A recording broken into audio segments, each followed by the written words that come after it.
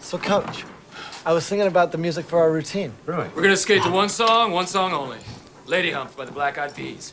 What you gonna do with all that junk inside my trunk? I'm gonna get you drunk off my lady hump, my lovely lady hump. I'm not skating to anything with references to lady humps. I don't even know what that means. No one knows what it means, but it's provocative. No, it's not. It's Gets gross. the people going.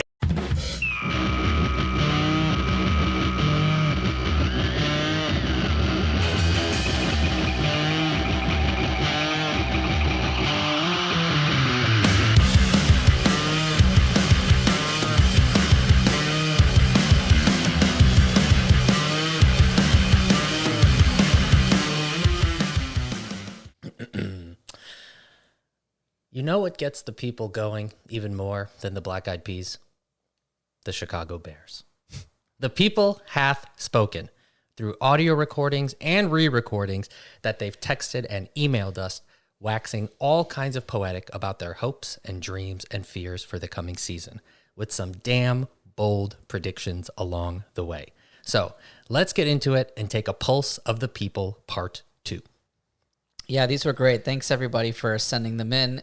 What's interesting is we did have some commonalities, there were a lot of unique ones, including, breaking an NFL record, which is pretty wild. I'm really excited for that to happen.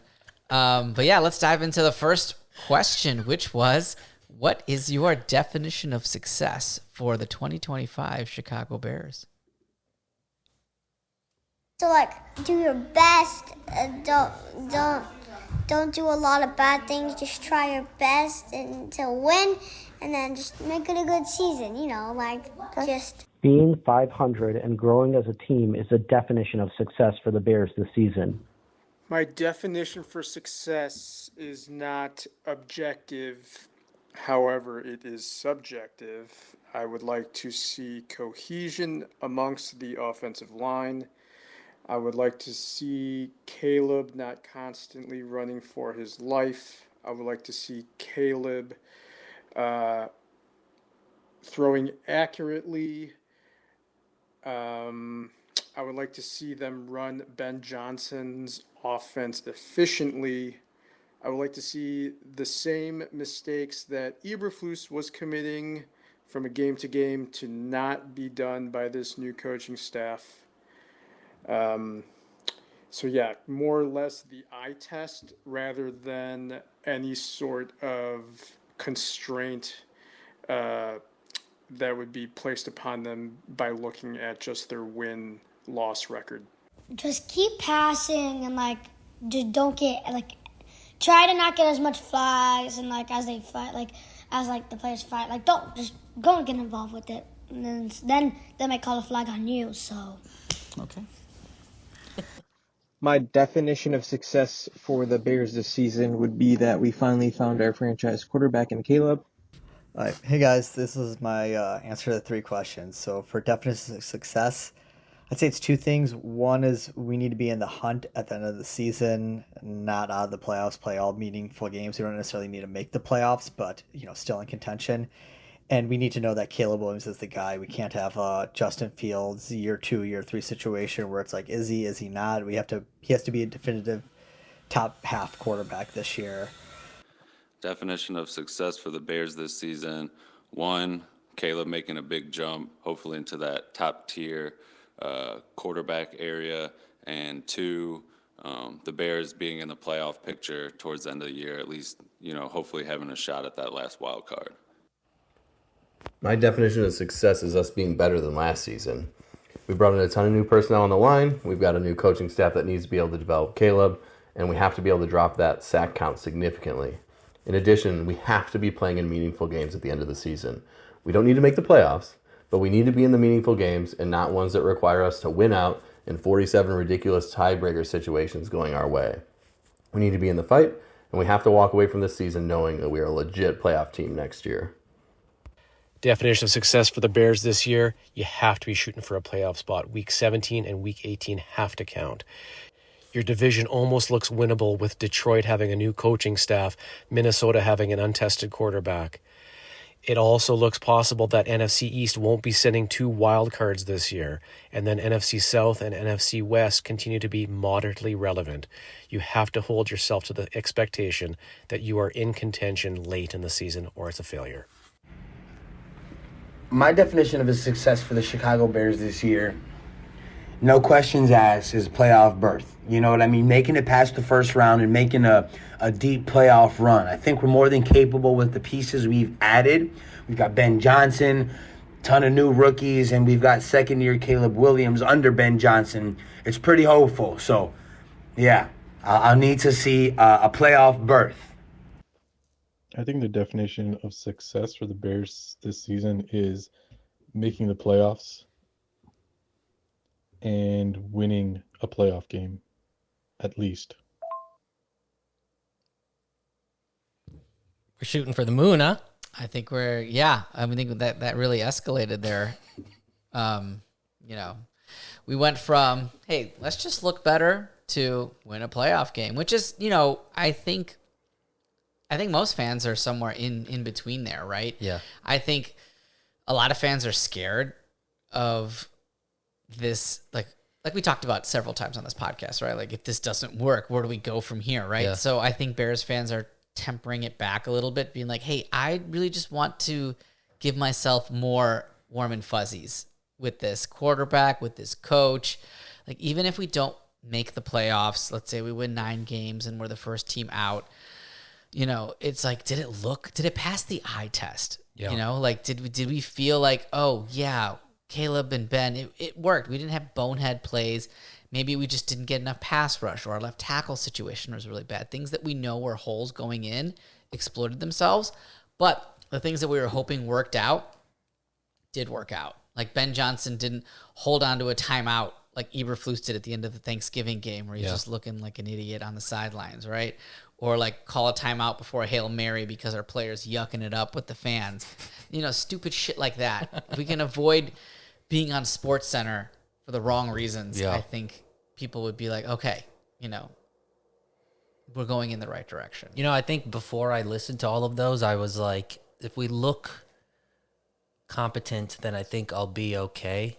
But truthfully, I feel like if we don't make the playoffs and we look competent not making the playoffs, I think that's not going to sit that well. I think, like, we'd like to believe it's like, oh yeah, they looked good and great effort. But like, if by week fucking 15 you're like, damn, we're not making the playoffs, it's like, well, that sucked. Like, if it went to the last couple games. So yeah, it almost does feel like the meaningful games thing is relevant, right? Yeah. You don't want to be eliminated their last 3 games of the season. It's a bad feeling. You want every game to count. You want everything to matter. And I think that's big for Bears fans. Like, when that graphic comes up and it says "in the hunt," you want to see your team's logo there. So I think I'll take meaningful games, and not like meaningful like Bulls for the 3rd time in a row in the play-in tournament, but like in the hunt, opportunity, potential. And then if they don't make the playoffs because things don't fall their way, it's got to feel real. Like when the Bears made the playoffs that one year, I forgot what year it was, and I'm sure Podcast Dad will know, but when the Bears made the playoffs, because the Cardinals lost a game they should have won, and then they had to play against the Saints, and it's the year that Mitch won the MVP, the Nickelodeon Valuable Player. We made the playoffs, but nobody in Chicago felt like, oh yeah, we did it. We made the playoffs. Everybody's like, oh, we're gonna get fucking smoked, and we did. We got smoked by the Saints, and Mitch won the MVP, and it was like just a joke. The whole thing was a joke. Yeah, we can't. We don't want that, right? We want to be behind our team, to feel good about our team, to make that playoff game and be like, hey, we deserve to be here, and we're gonna be here next year. Yeah, and we feel good about the ending to this season. Even if we lose the first playoff game, we feel good about the ending to this season. That's the definition of success. Yeah, I like that. Okay, so now that we've talked about what would be a success, it is also important to think about the sort of, maybe not even the other side of it, but the reality of it, which is like, when should we be concerned? Yeah, you don't have to tell Bears fans to think about that. This is the world they live in. So the second question we asked you all, what would have to happen for you to hit the panic button this season? For me to hit the panic button, I think I mentioned that you need to be making the playoffs, but before that, there will be signs. One of the things I love about Bears in the Neighborhood is the turmoil I can feel in each of you trying to decide whether you're a journalist first or a fan first.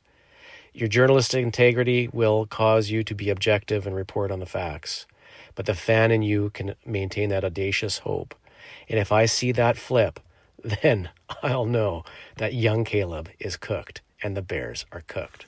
I'm hitting the panic button if we go 0-3 and Caleb looks bad. If he's holding on to the ball too long, missing open receivers, and taking unnecessary sacks, we need to pivot to Bajent and see what happens. Yeah, kind of the opposite of my first answer. I'd probably be worried if I see more of what I saw last year. Caleb getting sacked, not having time to throw the ball, not having time to make his reads. If Caleb is inaccurate, unable to find his receivers downfield, given all the weapons he has. I doubt I'd see the same mistakes from Eberflus in this new coaching staff, but God, that would be terrible if Ben Johnson didn't know how to use his timeouts and challenges correctly. But yeah, again, if they start out, losing the first couple games or have a losing record after 8 games, if they look good, knowing that they have a tough schedule and they play really hard teams, as long as they look good and they're competitive, if they have a losing record halfway through, I probably wouldn't be too overly upset. Won't have me to the panic button. I'd say if we still see a lot of the same things as last year, sacks, happy feet, or regression on the defense, if we see how the team looked last year, them playing the same way this year, that caused me to hit the panic button. For me, hitting the panic button would be the offense is still struggling mightily, and Caleb Williams is not progressing forward as a quarterback. For me to hit the panic button this season, it kind of goes back to the first question, but if we didn't find our franchise quarterback in Caleb or if we just find out that Ben Johnson just isn't the guy. Hitting the panic button, it's related to Caleb again, and the offense. If by week 5, we're not seeing some semblance of what the Lions offense looked like the last couple years, and we're still struggling, the panic button's definitely going to get hit. We're all Bears fans, so I say week 5, but it could possibly be week 2. If the Bears decide not to move to Arlington Heights and make a commitment to Chicago, I'm hitting the panic button. For reference, I live in Arlington Heights. I think what might go bad is getting some flags and losing pretty bad scores maybe, and maybe getting hurt, getting injuries, and maybe stuff like that. To hit the panic button on the Bears season, I would need to see Caleb Williams. I would need to see DJ Moore. I would need to see them go down. But even if we still got Tyson Badgett, who we just signed to a $10 million contract, 2 years, I think we'll be all right. But if I see Caleb go down, I might clench the panic button a little bit, right? I feel like some of the things that could be bad was the Hail Mary last year. That was horrible. And they just make unnecessary errors or sacks that shouldn't happen compared to last year. But now Caleb can make more space. So fortunately, that won't happen. I got to say, man, not messing up Hail Marys. It's a great coaching advice. That's true. So yeah, for reference, the two little ones that you hear there are Rayan and Caden. Shout out.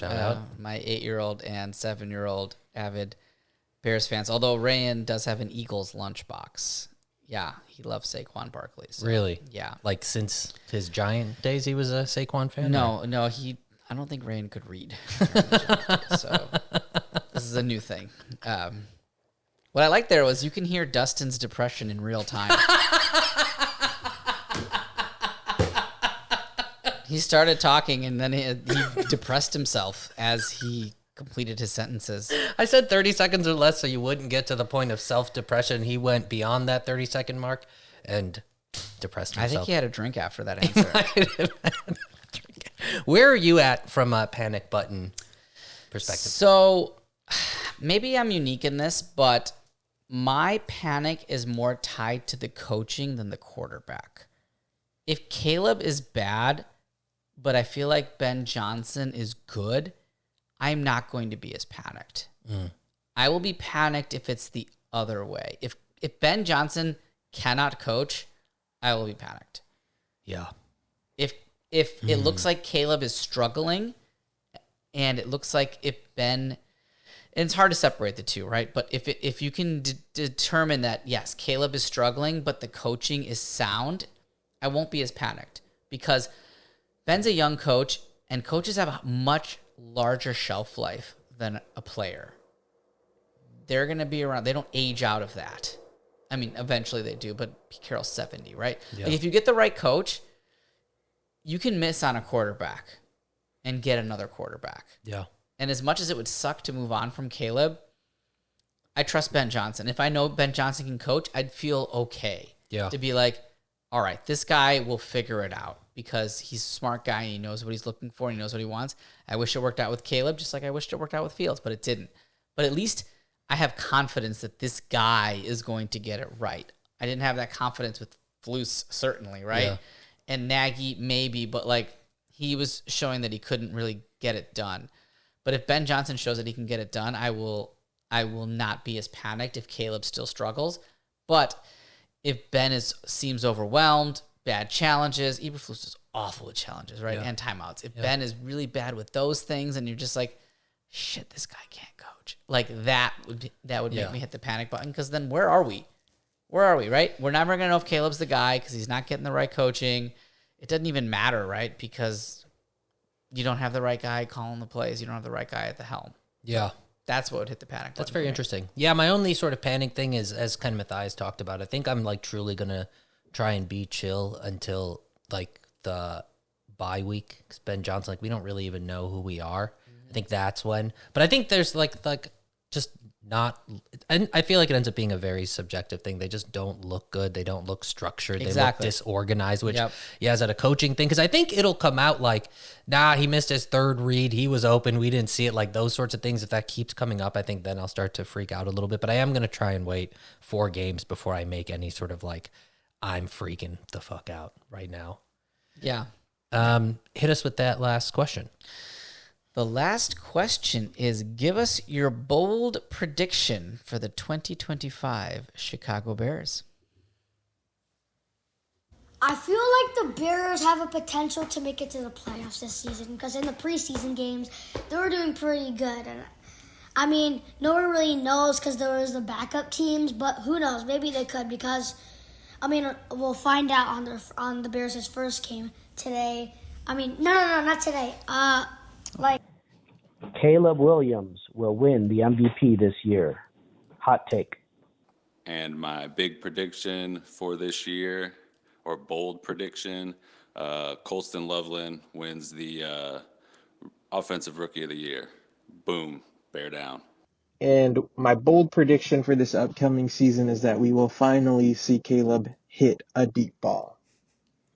But in seriousness, my bold prediction would be that we have 2 1,000-yard receivers. I think what's gonna happen is that the Bears are gonna make a really good teamwork and they're gonna score as best as they can to win. My bold prediction is that we utilize the run game a lot more than expected, including a heavy dose of Roshan Johnson, and end up with a top 10 running game at the end of the season. In one bold prediction, I think Luther Burden and Colston Loveland are going to be the clear 2 and 3 options on this team, with Roma Dunze taking the top spot. And I think may trade Cole Kmet or DJ Moore mid-season to a team that has an injury or something to get some extra draft picks. Looking forward to hear everybody else's responses. Thanks. Bye. My bold prediction, I have a couple. The Bears make it to the NFC Championship game, and Caleb Williams is a 6,000-yard passer. Bold prediction. I'll give you two. One, Bears go to the Super Bowl and win against the Chiefs. Super Bears, Super Bowl. Bold prediction two, the Bears don't go to the Super Bowl and Caleb Williams is not who we thought he was, and the Bears are back to square one. Awesome. One bold prediction for this 2025-26 season, easy. Chicago Bears Super Bowl champions. We'll leave it there.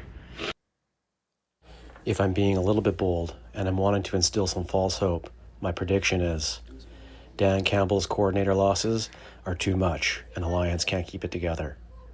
That JJ is not the guy in Minnesota and they're in another rebuild. And that Jordan Love gets hurt early in the season and the Packers aren't a factor. If I'm being really bold, the Chicago Bears are going to meet the Saskatchewan Roughriders in the Super Bowl in February in Regina, Saskatchewan, Canada. Get your passports ready, dog. Yeah, I don't even think that's possible. Hey, man, I mean, anything can happen in the NFL. Dude, my favorite one was the passing yards. So the Bears have never had a 4,000-yard passer, and this guy was like, 4,000 yards? Yeah, get out of town. 5,000 yards? Yeah, kiss my ass. 6,000 yards. That's what we're doing. NFL single-season passing yards record is 5,477. So we're about to break that by 500-plus yards. I love it. Never had a 4,000-yard passer? We're going to skip right over 5K and put 6K right on your face. Right on your damn face. I do like... I like the boldness of the people. I do like it. My favorite one was probably Sujal's. He made me laugh with the finally completes a deep pass, which is hilarious because Caleb was terrible with deep passes. Even when he had a clean pocket, terrible. Yeah. Like, that's something he definitely needs to improve, and that's on nobody but himself. Yeah. Like, he was really bad. Yeah. I like the 1,000-yard receivers. I think that's a pretty good, realistic, bold prediction. I don't know if I'd go that far just because there's too many weapons to spread it around, but I do like that one. I think my bold one, which isn't all that bold, but I think they have a chance to win their division, which they haven't done in many, many years. Yeah. And the division's very competitive. So I'll say that they have a chance to win their division, and I will say that Caleb Williams gets MVP votes. Doesn't win the MVP, okay, but gets votes. I was thinking about this a couple weeks ago, and so I don't really know where to put it, so I'll put it here. But I was thinking about, every single thing that we heard and we've been hearing is all offensive-centric. Yeah, and this sort of that's Caleb true. needs to be the guy, Caleb needs to be great. And kind of based on what Greg Olson said a couple weeks ago about you don't need to hit 4,000 to be, good. That's true. And so I'm kind of thinking, I don't even know if this is bold, really, but that we kind of just need Caleb to be super competent, and the defense being good, I think can take us where we want the Bears to be, which is Bro, you're just asking for Kyle Orton all over again. We've tried this so many times. I just think that there's if we want some level of competence, I think we don't necessarily, and maybe just for this season, maybe we don't need Caleb to be great right the fuck away. Maybe we can just have him be super. Yeah. I get what you're saying, Yeah. but I think everybody just really wants Caleb to be great. Yeah, and I get it. And I mean, think I do we too. just really need Caleb to be Okay, thank you for using the word need. I think that's Yes. with the emphasis of the sixth and seventh E in need. I think that's the Bears and the Bears fans need Caleb Williams to be great. Caleb, do you hear this? There's no pressure on you, but we need this or it's over for us emotionally, spiritually, everything. Yeah. I mean, you heard Dustin. You can't. We have to save this man. For anyone else but Dustin. Very quickly, I just want to thank everyone that submitted submission. So thank you to Podcast Dad Sagar. Thank you to Dustin, the guy who's drinking himself into sadness and confusion. Keep that chin up, Dustin. Thank you to Mr.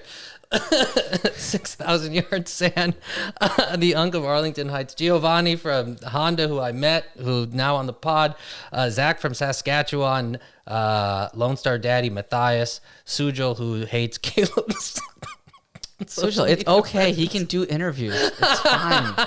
He's gonna stop be fine. posting on social media. Samir's boys, Caden and Ryan, and then shout out Neil. All right. I don't know Neil's nick. What's Neil's? Oh, Neil. nickname? No, yeah, he's got a large beard. Yeah. And many weapons. Oh, good. Yeah. Sorry, that came across way more threatening. Well, than Neil, I wanted everything to. you've ever said on this podcast, I love and I appreciate, and I think it's the best opinions that I've ever heard. He's not going to come after you with his weapons. Any final thoughts? Any kind of quick little thingies that we should? No, man. I think we're all excited for the season. I think everybody's exhausted from the off-season narratives of just like, oh, is Caleb the guy? One radio show, which I wanted to name, said, well, it's actually a TV show now, but they said they were comparing Caleb to Johnny Football. And I was like, are you serious? Like, oh, God, it just makes me want to punch something. But season can't get here soon enough. I think we're all excited. We're all ready to go. It's going to be a tough schedule as we went through.